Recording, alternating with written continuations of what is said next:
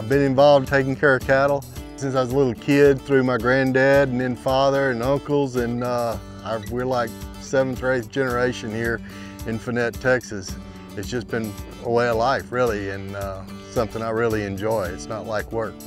You gotta have a different kind of cattle, and you can look over my shoulder and see they're not the typical Angus herd that you see up north, but we need a little Brahma influence to them, and we cross them up and try to have something close to a quarter blood Brahma going to the feedlots. Predominantly cow-calf, but I retain ownership and take them all the way to the feedlot. For the last few years I've fed in just outside Amarillo, Texas. But you also keep an eye on what that carcass is worth and the different things that affect the value of it.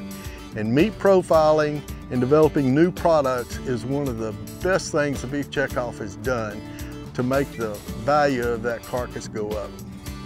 I've been very fortunate. I first went on the beef board in 2004, and it's been a pretty eye-opening experience. And one of the things the Checkoff does is they started profiling different muscles. We had so many cuts of meat that weren't high-dollar cuts that would end up in grind. And it was very important to add value to those cuts. And that's one of the things the Checkoff has been able to do. They started profiling specific muscles, and muscles that would be tender, muscles that were lean, but had qualities that the consumer wanted. And one of the things derived out of that kind of research was a flat iron steak and the petite tender. And where that's really important is we needed cuts of steak that people could go out and buy and enjoy, whether they were grilling at home or going to a restaurant. Restaurants needed an alternative steak on their menu. The biggest thing was at banquets through our food service industry and everything. They gave them an alternative to a high-priced steak dinner. They could go with a petite cut tender or a flat iron steak and have beef on the menu. And that was huge for the beef industry and put a lot of money back into the value of that carcass. And that's one of the things that I've learned as a cow-calf producer, being in the beef board, is you can't just focus on what that calf brings. You've got to know what that animal brings all the way down the line.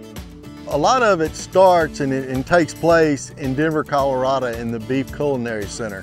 That's where they have the kitchens and the experts and chefs that work on these products and refine them. New product development is crucial because it's not hard to sell a ribeye steak or a T-bone or a tenderloin, but that's only a small percentage of the carcass. I think it's something like 20%.